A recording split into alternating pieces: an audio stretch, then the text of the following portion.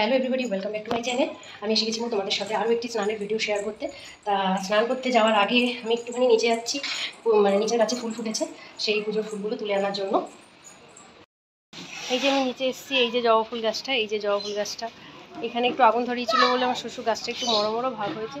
তা গাছটা মিলিবাগ পোকাগুলো আছে না, ওগুলো ধরার পর গাছটা মরো মরো অবস্থা হয়েছিল।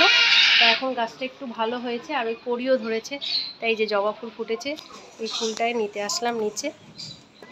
তার সাথে সাথে দেখো কামিনী ফুল পুজো দেওয়া যায় কি না জানি না, পুজো দেওয়া যায়। এই ফুল ঝরে পড়ে যাচ্ছে, নিয়ে নিয়ে দিয়ে দেবো ওখানে ঠাকুরকে।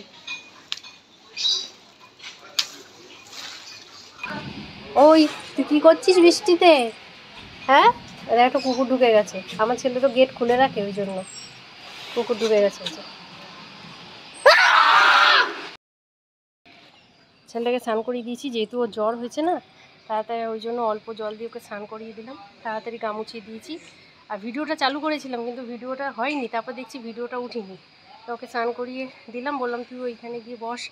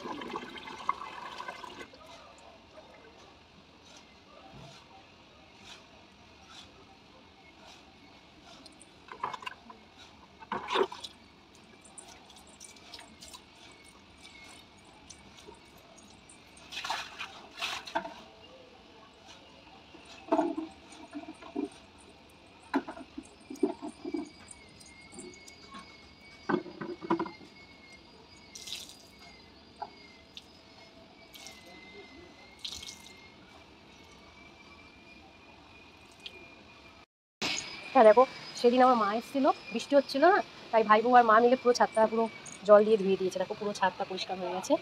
তা আমারও স্নান হয়ে গেল। আর এই যে এখন ছাদের কাছে ফুলগুলো নিয়ে যাব, ছাদের কাছে ফুলগুলো নিয়ে যাবো।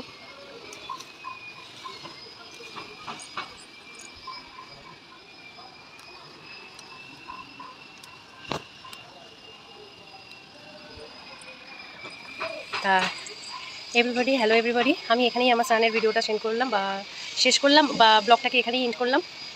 মাথা ঘষে স্নান করে নিয়েছি, মাথাটা কদিন ধরে নোংরাও হয়েছিল। তা আমার ভিডিওটা এবং ব্লগটা ভালো লাগলে আমার চ্যানেলটাকে প্লিজ বন্ধুরা সাবস্ক্রাইব করে লাইক করে দিও, শেয়ার করে দিও। টাটা, বাই বাই, ভালো দেখো।